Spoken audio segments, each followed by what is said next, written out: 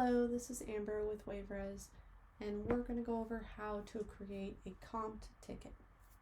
So for the purposes of this, we're going to go ahead and select parasailing and parasailing boat right here.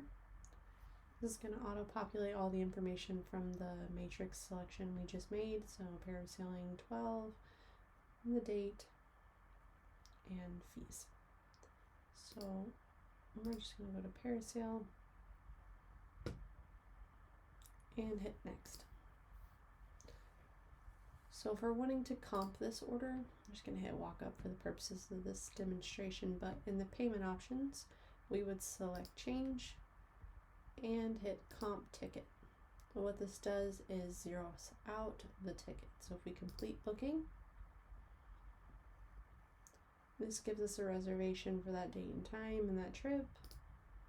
Payment made 0, amount 0. So if you look in here, it will give you, going into the order, it will give you the total comp ticket, the comped value, and the actual payment amount.